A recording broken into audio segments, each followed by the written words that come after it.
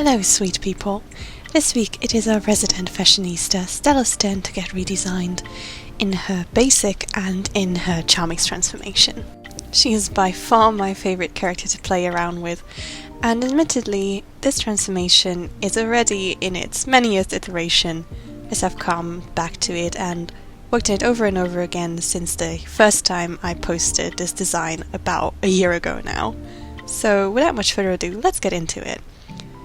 Her design is, in this iteration, mainly inspired by Greek and Roman fashion, which were at that point my main inspiration for Stellaria. But since then I've fleshed out the backstory of her planet a little bit more, and I'm excited to tell you guys about it. Just like in canon, my Stellaria, which is a gaseous giant with a solidified crust that people inhabit, is split into two fractions: the moon-worshipping Selenites and the sun-focused Arai people.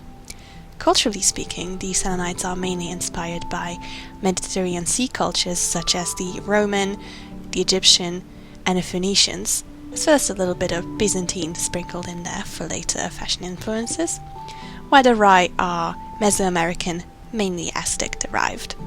Because King Radius is Rai and Queen Luna is a Selenite, in my head Stella always had to marry these two cultures together and synthesize something that's uniquely her own, that represents her and not just her parents.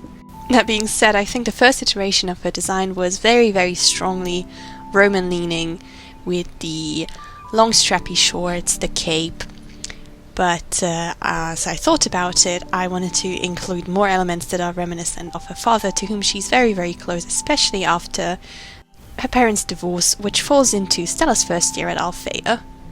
She was so distraught, in fact, that she almost destroyed the entire potions classroom with an outburst of her magic.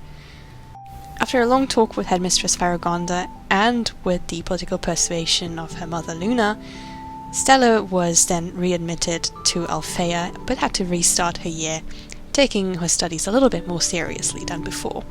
Recognizing the value of the second chance, Stella of course vowed to take her studies more seriously, albeit she was still up to some shenanigans.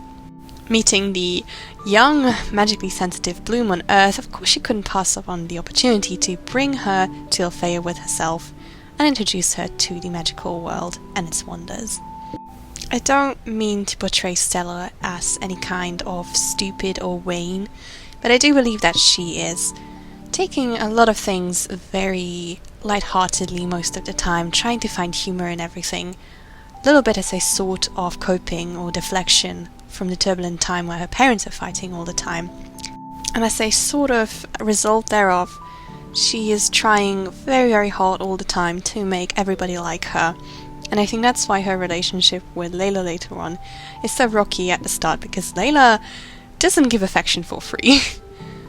Stella to me is not necessarily the second leader of the group, but definitely the heart of the group, in such that she does try to be social all the time. Maybe she's the only extroverted member after all, but her heart is everything that she does. She always wants the best for her friends, and she encourages them to be their best selves, which can come off as extreme hedonism at some times, when she just goes, oh, you should live your best life, you should break up with your boyfriend because he's not good for you. But in reality, she means everything she says, and she's got a huge heart. My main goal for her character development is to push her from being this people pleaser, as I've said, depending on the validation and love of others, and recognizing the value in herself, and coming into herself as Queen of Stellaria. But that's more an issue for later seasons, when obviously she's older and Radius can put more work onto her and not just, send a teenager around to do political stuff. It's a bit irresponsible. From this point on, you can basically see the previous version and the current version that I'm working on side by side as I was checking for color reference. I didn't want to change too much about those, and here and there I was using my shading or my base layer just as a quick shorthand so that I didn't have to redo all so much.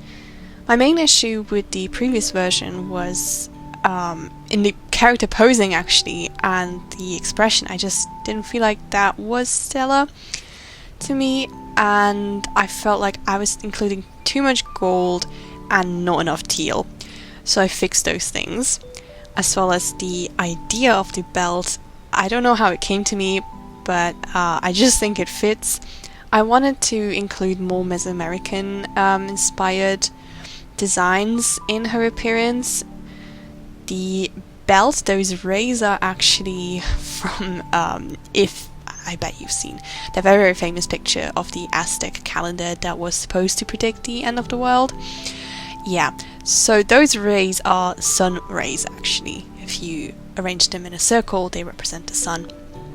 But I thought that would be quite fitting because I am using the Roman sign for the moon on her, her being obviously the fairy of all sorts of shining objects associated with planets, such as suns, moons, and even meteorites.